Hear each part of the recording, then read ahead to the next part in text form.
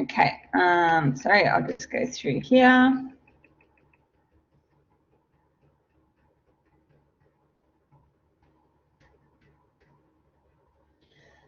Okay, so we were talking about the reason that we castrate, and when we looked at this video, we could see that the pigs on the right-hand side were showing a lot of riding behavior, which is a source of a lot of stress and potentially injury, as opposed to the pigs on the left-hand side that had been castrated or immunocastrated. So riding behavior is one reason that we castrate male pigs. Another reason is boar taint.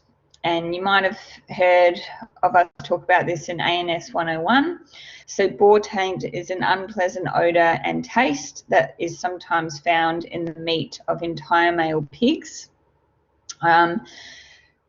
Maybe, well, I know there's not many of you here on the for the online session, but maybe you could say if you've had a boar taint experience or not. It's caused by two compounds, androsterone and skatol. So androsterone is a metabolite of testosterone, which is the male sex hormone.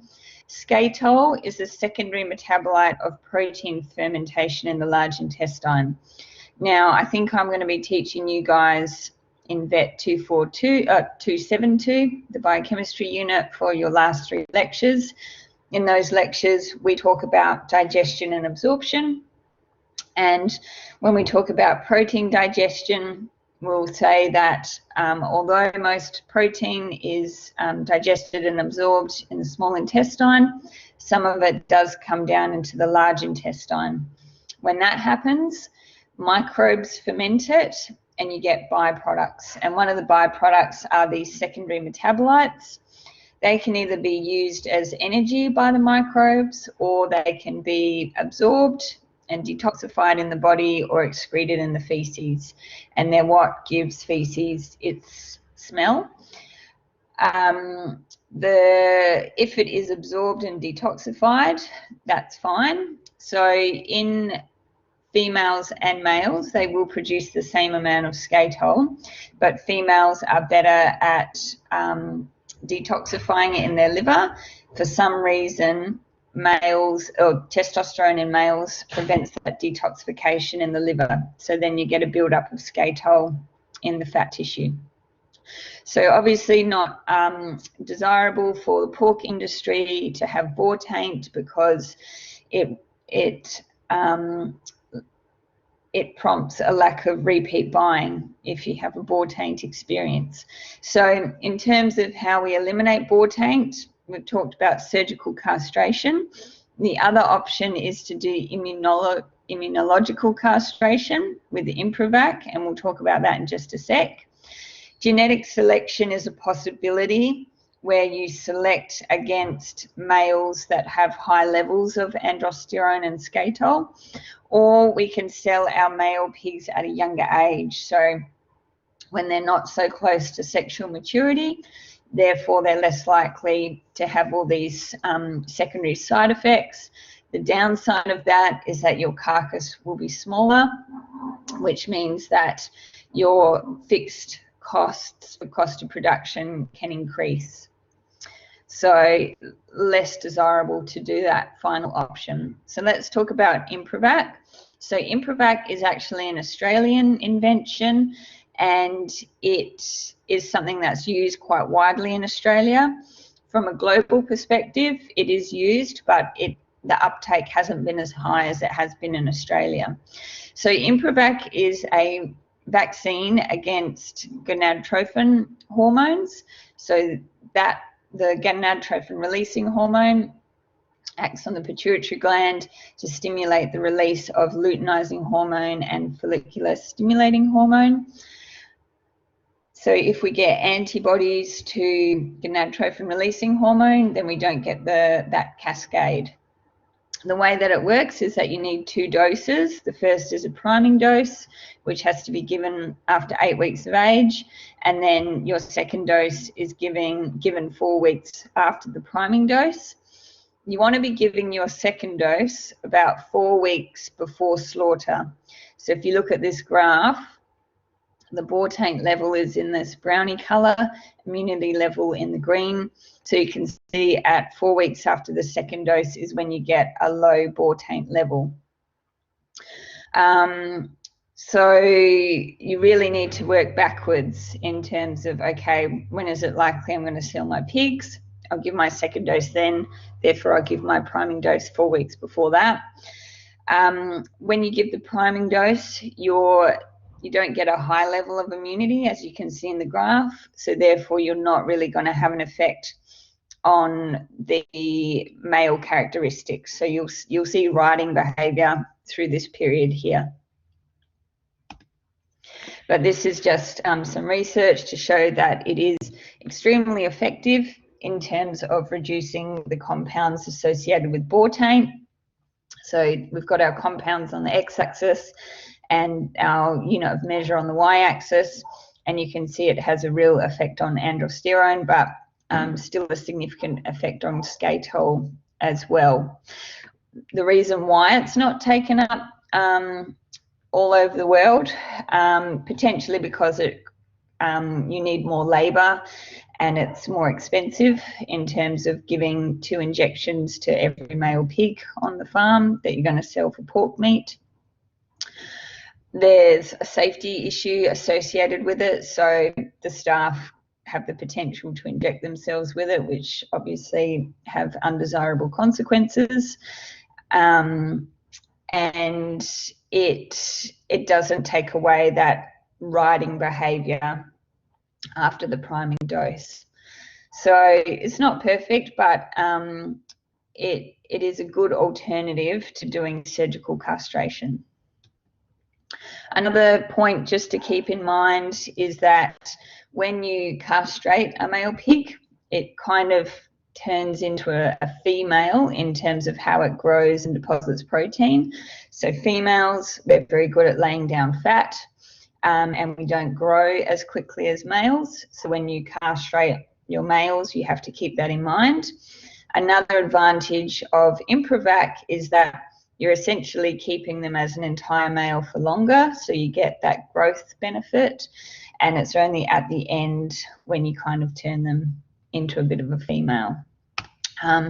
So you can see here some data which shows that the vaccinated pigs, well, the vaccine is effective in terms of reducing that riding behaviour, and but a consequence is that they do increase their feed intake and become less efficient. So the more we can delay that, I guess, the better. Okay, so I will stop sharing that one and we'll go to our next lecture.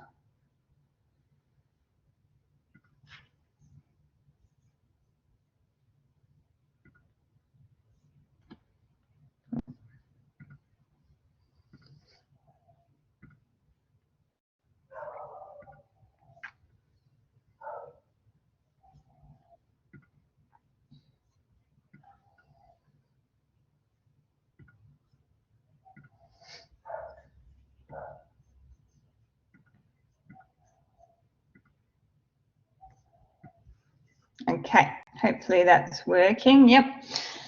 Okay, so now we're going to move on to housing. These are our learning objectives. When we think about housing, these are the requirements that we think about in terms of the pig. So we obviously want to keep them in a good thermoneutral zone so they don't have to spend too much energy keeping warm. And if they are, and we want to keep them nice and cool so their feed intake is maintained.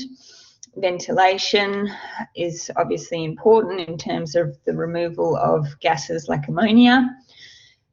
Feeding and drinking space, good hygiene, freedom of movement, put a question mark there because, as we're going to discuss, some of the housing options do limit freedom of movement, and then social contact with other pigs. In terms of what the producer needs, cost-effective buildings that require less labour. So if you can automate your feeding or your cleaning, then that is really beneficial.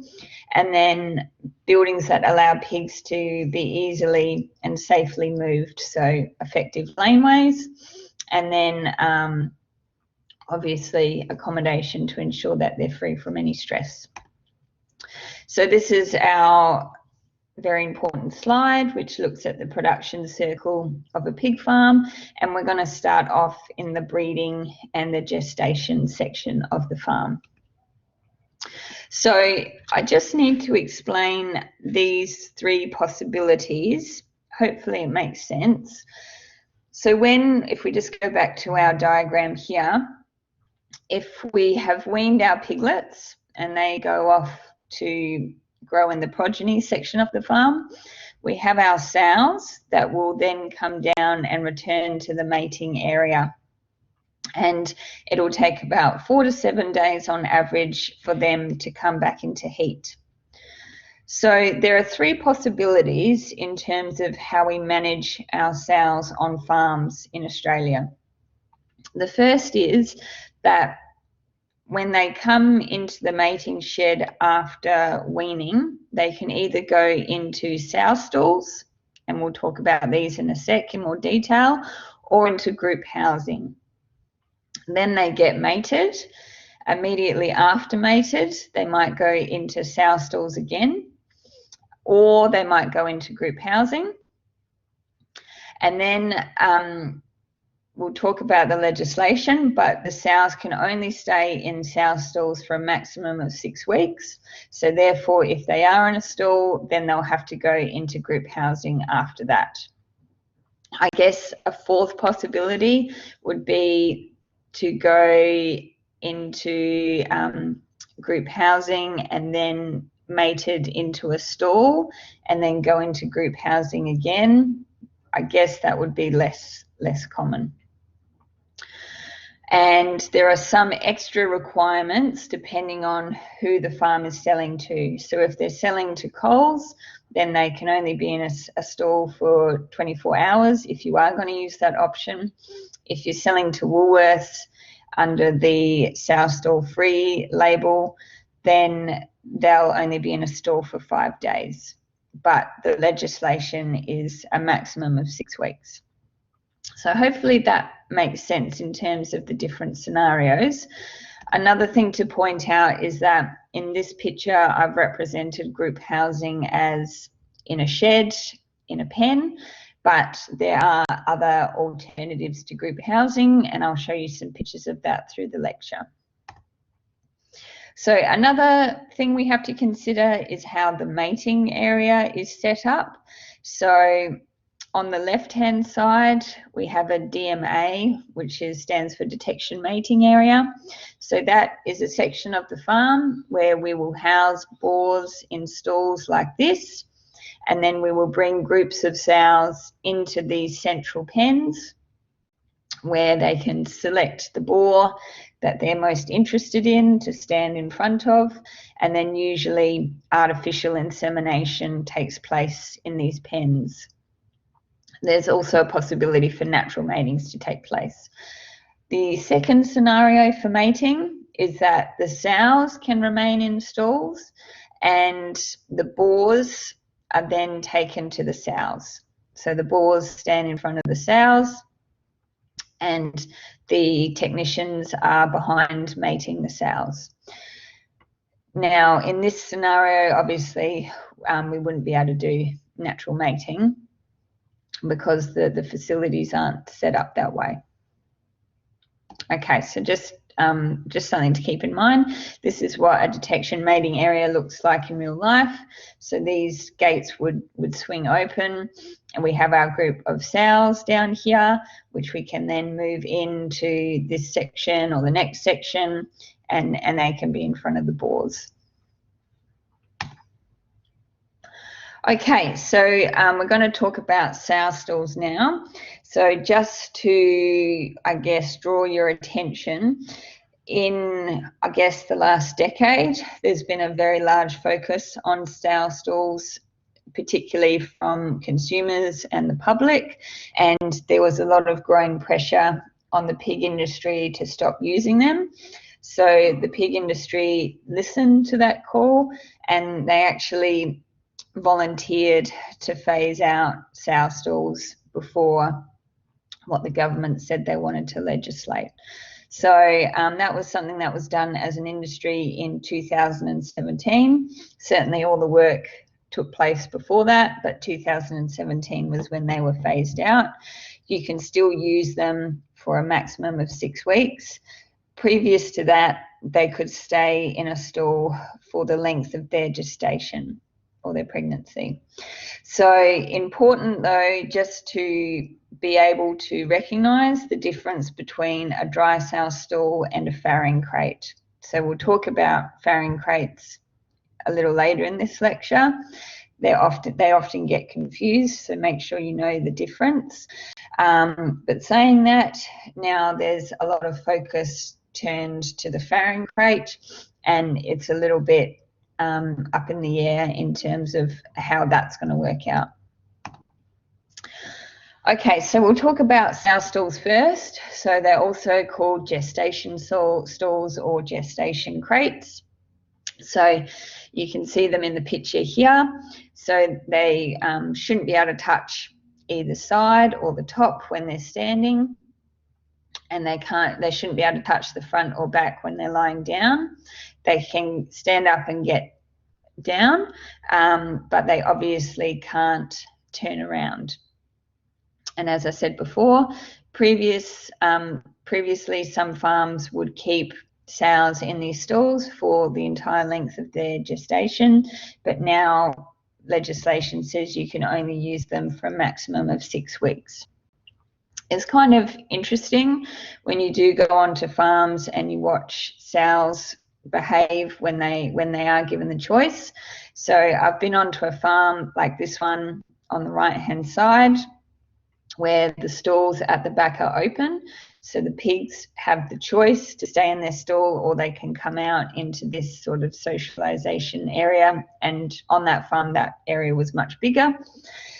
And it's interesting when they have the choice, a lot of them actually do prefer to stay in the stall. And then you might have 3 or 4 big mama dominant sows lying in this sort of open area. So we'll talk about it, but one of the biggest issues with sows is bullying from dominant sows, and we need to find a way to manage that if we're going to house them in groups. So the reason why pig farms used sow stalls for so long is because they do offer a lot of advantages. So some of those advantages are that it offers individual inspection of the pigs. It's easier for heat checking.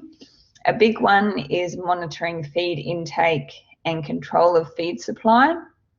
So just to give that a bit of context, when the sow is lactating and nursing her piglets in the farrowing house, she is given as much food as she wants to eat, because obviously lactation is a very energy demanding process. When she comes into the mating area and then gets pregnant and goes into gestation housing, we have to restrict her feed, because there are consequences. If you feed the sow as much as she wants to eat during pregnancy, then she can get too fat, and there are consequences around that, which we'll talk about in our sow and piglet lecture. So normally sows are restricted to around 2.5–3 kilos of feed a day during their pregnancy.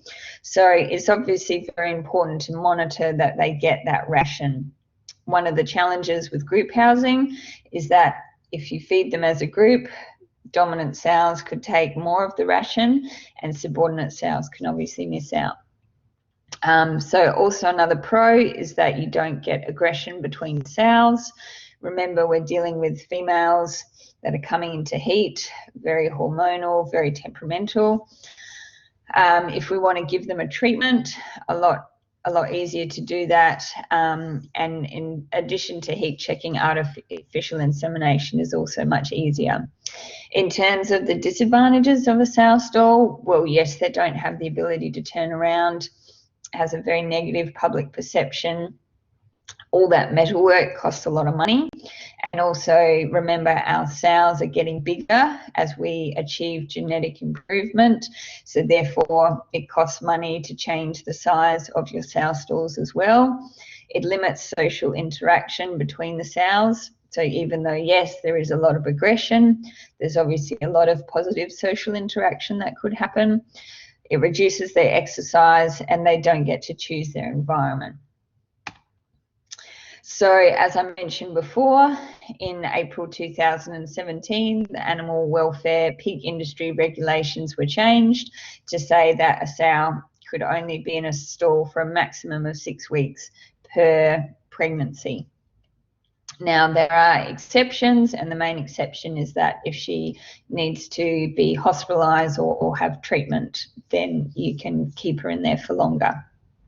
Now, 6 weeks is the legal standard, but if you're going to sell to certain buyers, then they may require something further. So with Coles, they say they can only be in a stall for 24 hours. So essentially it's treated as a mating stall.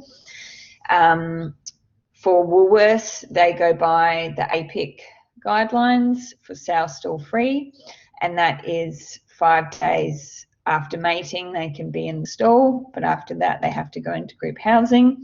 And then this is just to compare what other countries are doing. So 5 weeks, 4 weeks, 4 days in the Netherlands. So this is just some research that was done around this issue. So when the change happened in the industry did struggle for a little bit adapting to mating sows in group housing. So as I've alluded to leading up to this slide, the problem with group housing is that you have a lot of aggression. And when you have a lot of aggression, particularly before mating, then that can suppress some of the signs of estrus in subordinate sows. And if you have a lot of aggression after mating, if the sow gets stressed, then she can lose her pregnancy. So the industry found there was a real adaptation phase where it took them a bit of time and they experienced quite a lot of losses in their reproduction because they were losing pregnancies because of the stress of housing sows together. So this is just an experiment, and a lot of these have been done. As I said, the industry invested a lot of money into research around this area because it was such a big change.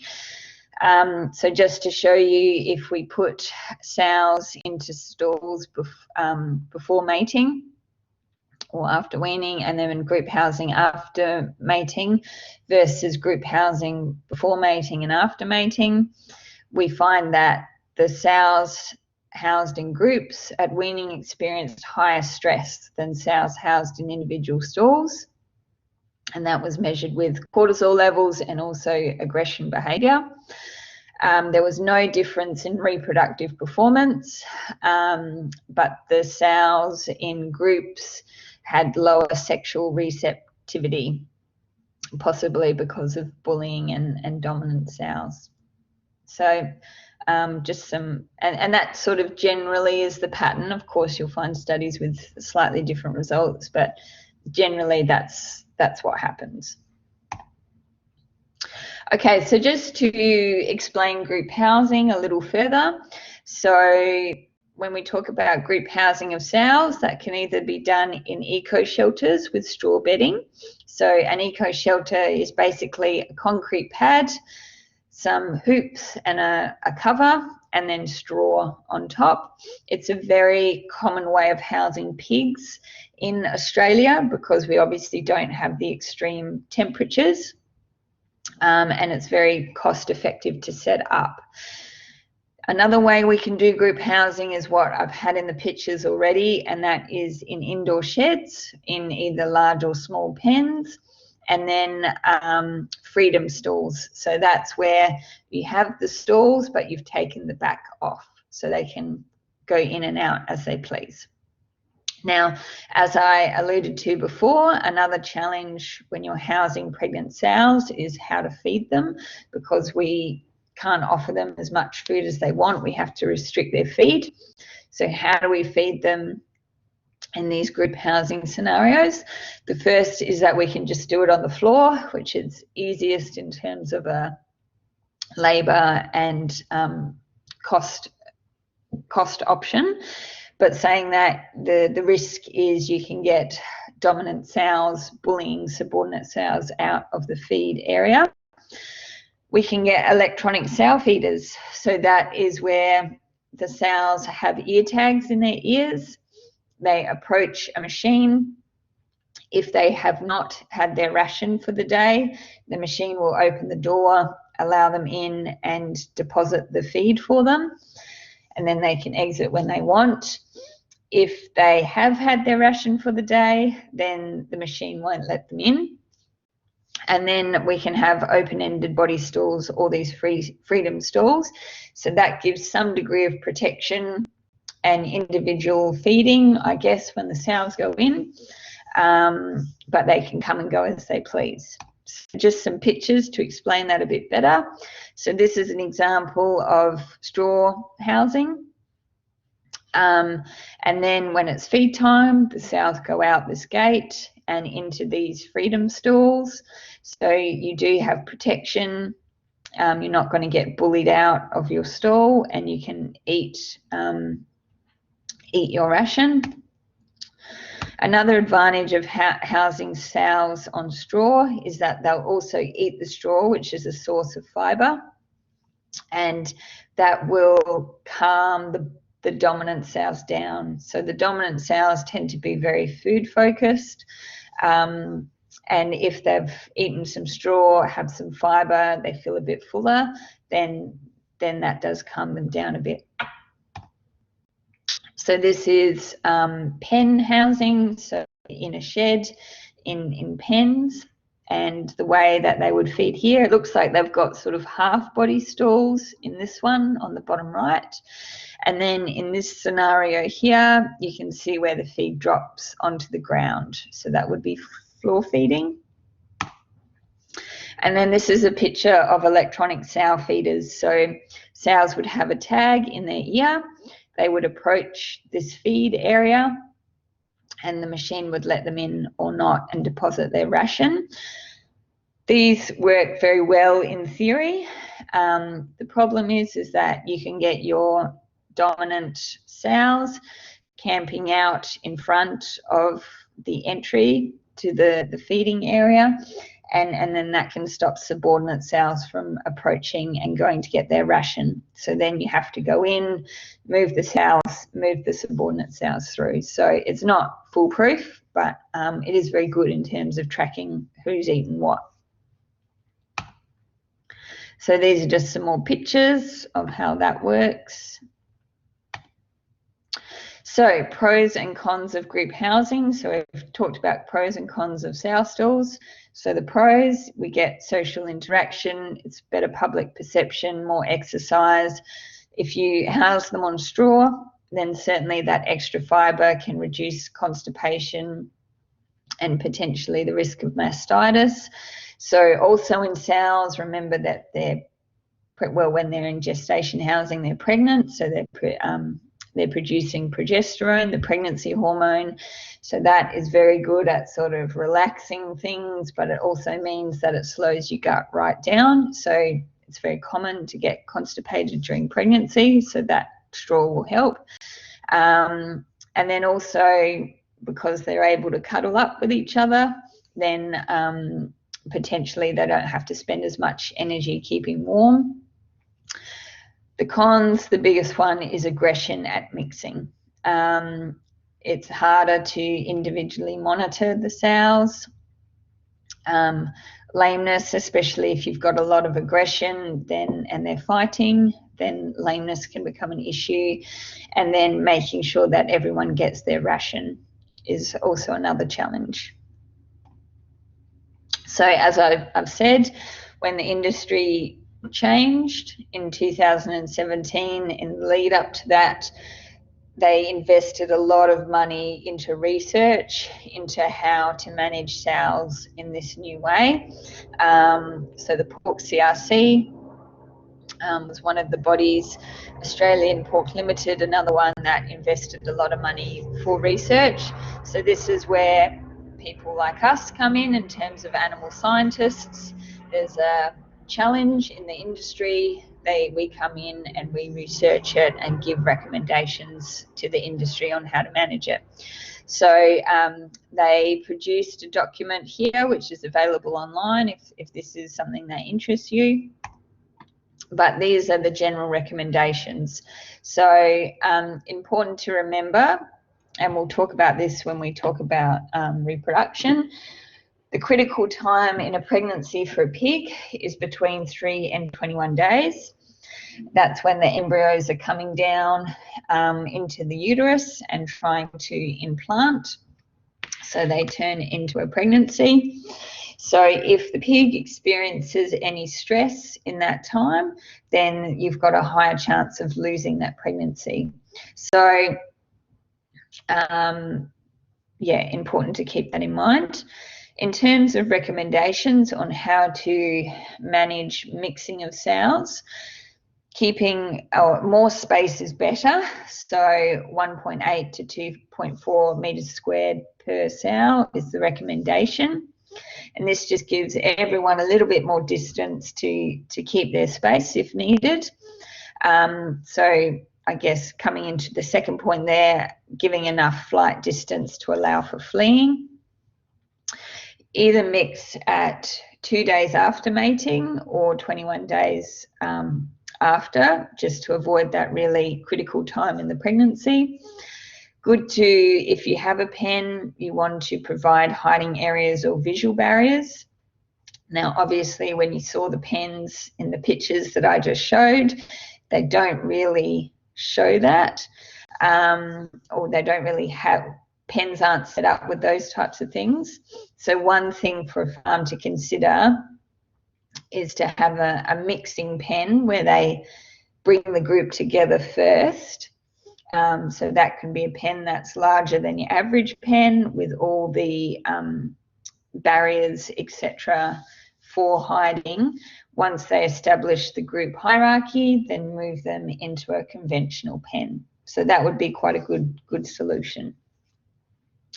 If you are gonna, or housing on straw is recommended because it promotes gut feel and fullness, and I guess it's also a form of enrichment.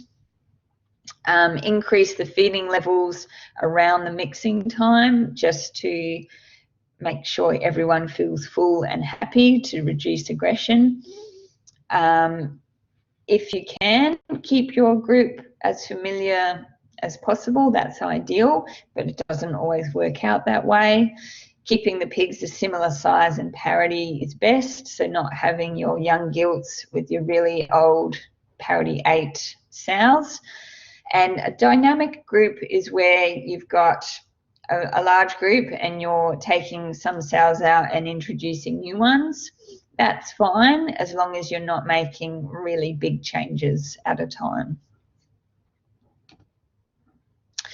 Now, also important to note that if a sow, while she's pregnant, experiences stress, then that can have an effect on the piglets. So it's been shown that those piglets can have poor growth rates, increased stress and pain reactivity, and increased disease susceptibility. And if those female piglets are selected for breeding, then they can go on and have poor maternal behaviours. Now, the biggest risk for that is the 4th to 6th week of gestation. So critical time for establishing the pregnancy is 3 to 21 days. But if stress occurs in the 4th to 6th weeks of gestation, then there's a risk that that could have an effect on the piglets. Now, when the industry, or when the public, I guess, and consumers were quite focused on getting rid of sow stalls, everyone kind of forgot about the boars. So the way that boars are housed on pig farms is that they can either be in pens or stalls. So you can't house boars in groups because they will be aggressive to each other. So only if you have litter mates or boars that have really grown up together, you might be able to house them in pairs, but really they have to be individually housed. These are big boys, so they're around 300 kilos. So it just makes it safest for everyone involved to be housing them individually. So a boar pen, similar to sow pens, where they can get up and turn around. In a boar stall, it's similar to a sow stall, so they can't turn around, but they can stand up, lie down, stretch their legs out, etc. If you're going to house your boars in a stall, they have to be used for matings at least twice a week, or if they're not, they need to be able to get out twice a week for exercise for 30 minutes. So kind of interesting that the focus has been all on the sows and everyone forgets about the boars. So a boar on a farm might be there for 2 to 3 to 5 years. So being housed in this form of housing. Okay, so now we're going to move on to the farrowing house and lactation. So I'll just go back. So once our sow has been pregnant for 115 days, 1 week before her due date, she'll then get moved into the farrowing accommodation. And the most common type of farrowing accommodation is a farrowing crate. So this is a pen, I guess, that allows the piglets to move around, but the sow is still confined into this area, which I guess is similar to a sow stall. You might be wondering, what are those bars on the side there? So those bars will move up and down with the sow, but they're there to slow her down when she does get down, so she doesn't crush her piglets. Also associated with farrowing crates is that often you'll have this creep area, so this little box with the heat lamp in it for the piglets to keep warm if they're not near the sow. Otherwise, they might just have a heat lamp. Some places will have a heat mat out as well for the piglets. So, as I said, now there's been changes around sow stalls. The focus is now moving to farrowing crates. So the maximum time a sow can stay in the farrowing crate by law is 6 weeks per pregnancy. But most of the time she'll only be in there for 3 to 4 weeks, and then her piglets will get weaned. Okay, so I've covered these points. I guess the industry is trying to move away from the wording of farrowing crate and call them piglet protection pens. So, I guess that brings about the main advantage of using a farrowing crate is that it does reduce your piglet losses significantly, and there's no other form of housing that will achieve that. So that is why the industry is pretty desperate to hang on to these piglet protection pens, because it does save piglets. So then in the conversation of welfare, it comes down to, well, how do we balance the sow's welfare with the welfare of the piglets? Another challenge when we're housing sows and piglets is that they both have very different requirements in terms of their thermoneutral zones. So sows, well, pigs in general are cold climate animals, and so they like to be kept at around 18 degrees. If your sow's getting too hot, then that will affect her feed intake. She won't want to eat, and then that's going to affect her milk production. For piglets, they like to be kept at a warm temperature of around 32 degrees. So that also creates a challenge in terms of how do you keep the sow cool but the piglets nice and warm, and that's why we have these little creep areas to try and achieve that. So there's the creep area in this crate and there. And then just another picture of a farrowing crate.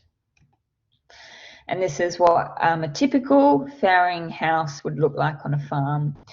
So in front of the sows, you can see we've got our farrowing card or sow cards here. So that will have all information on that sow.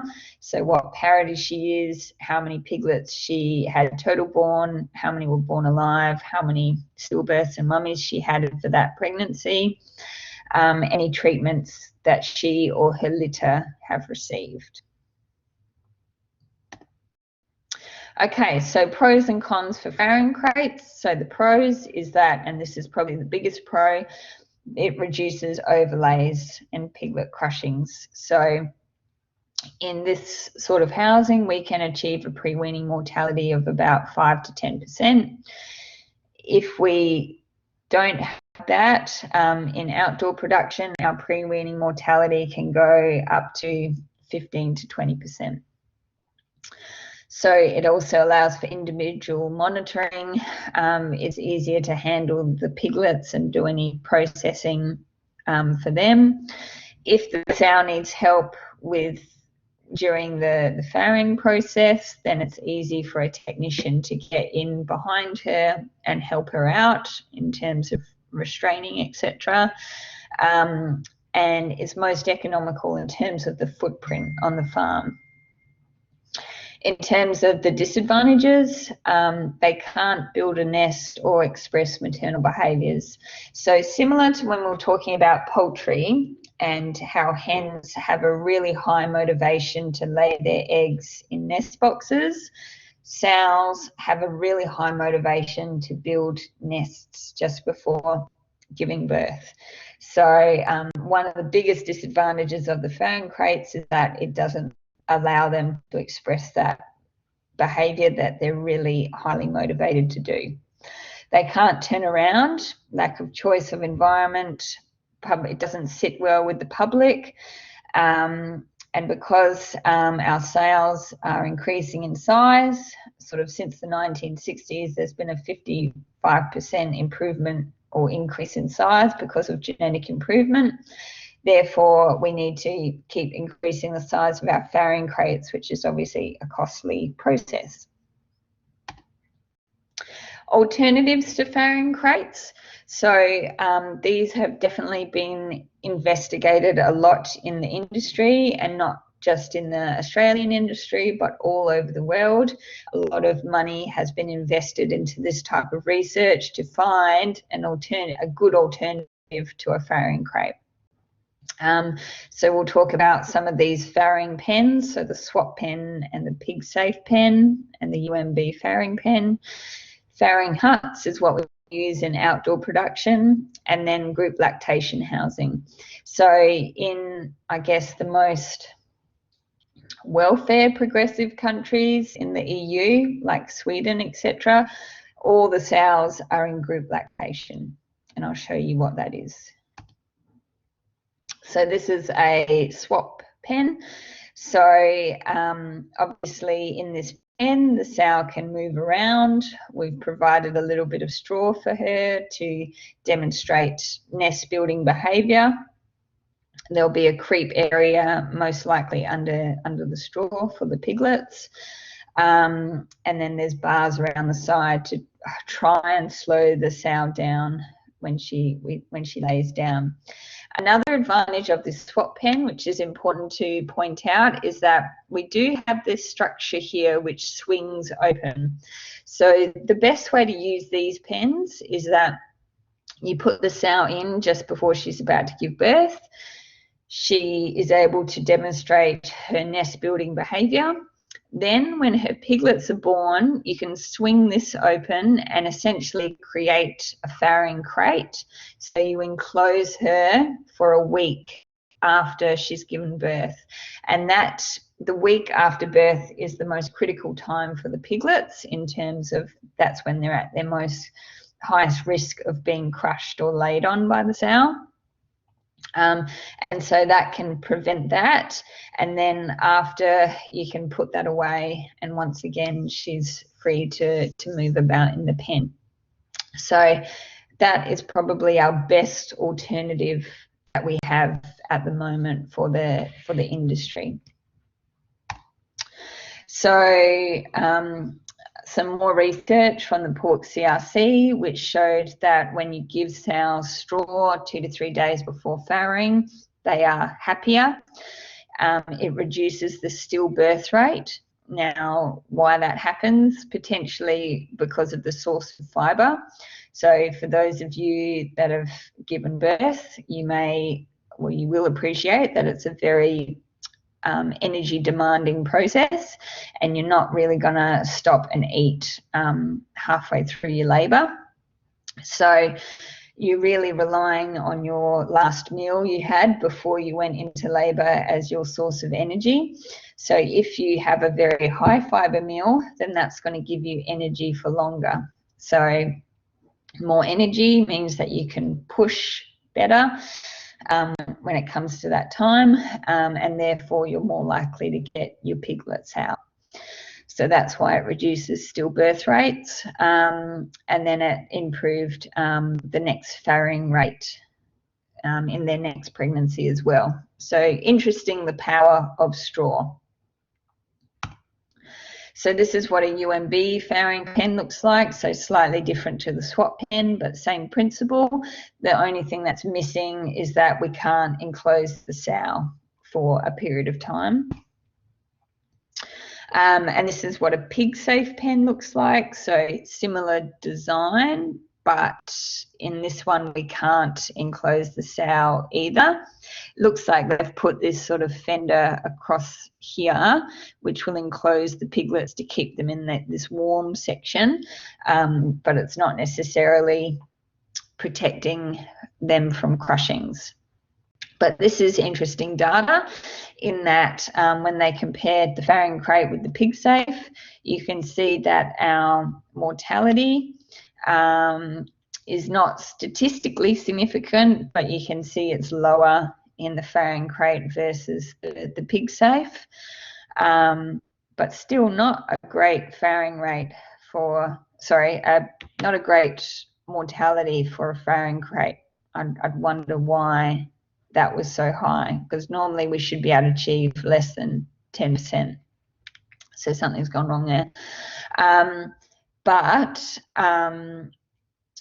even though we are able to get, even though it's not statistically different between the two systems, the industry still really needs to see a much bigger difference before they can justify investing the money. So they need to see a bigger difference in overall performance and production, so these other values as well, before they can justify investing into farrowing pens.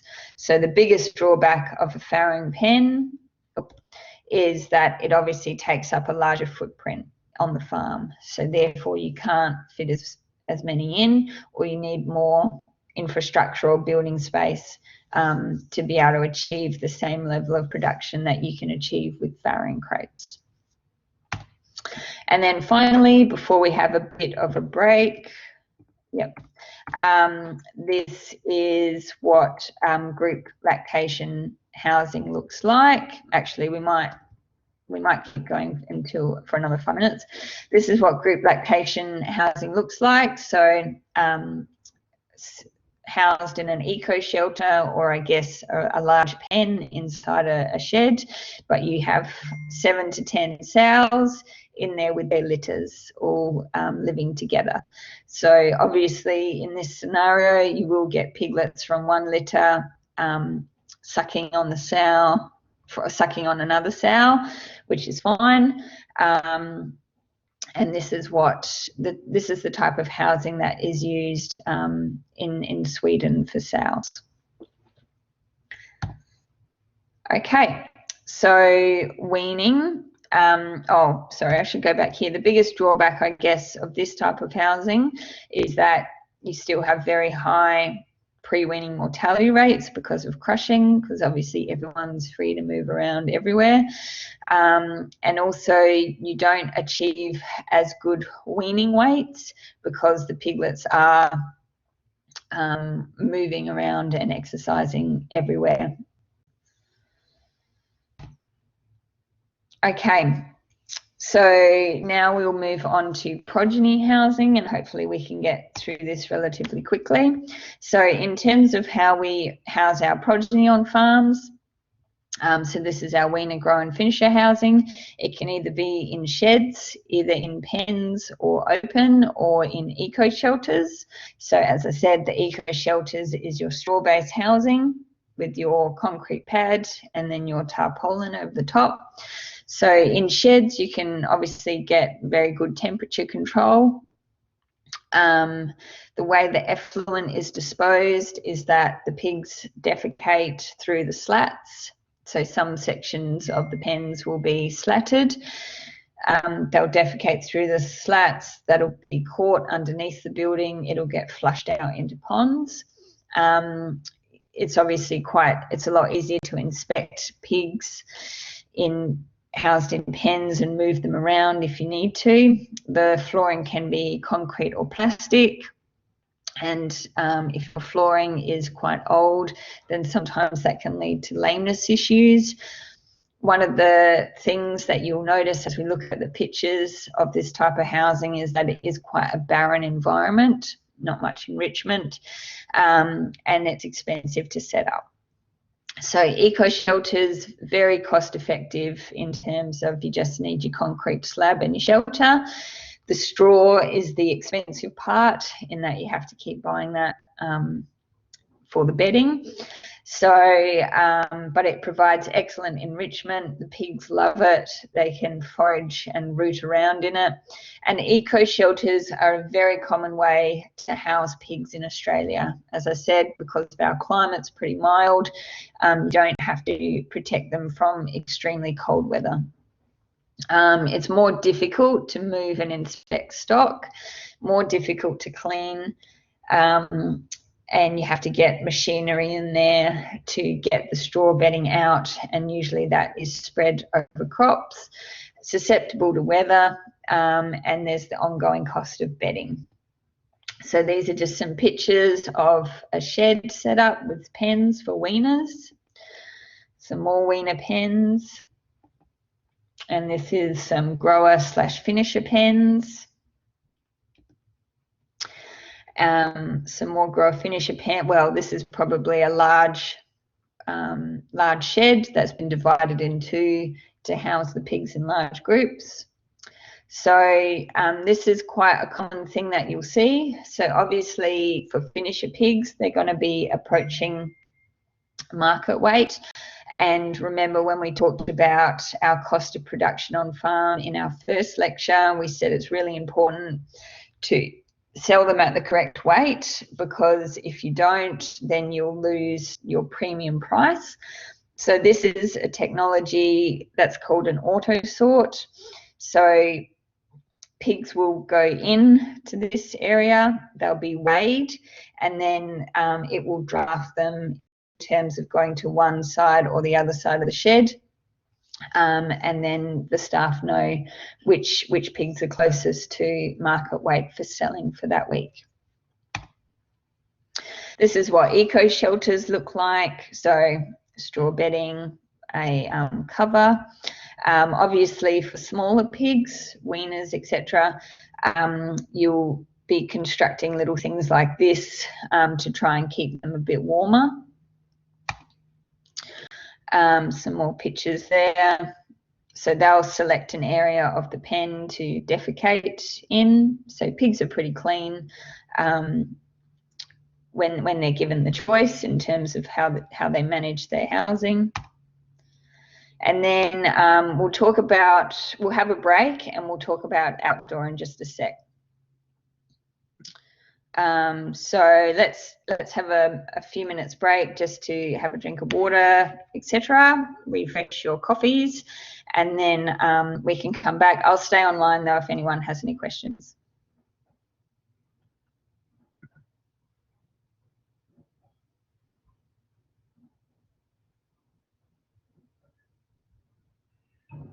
Oh, and we'll obviously need to change session.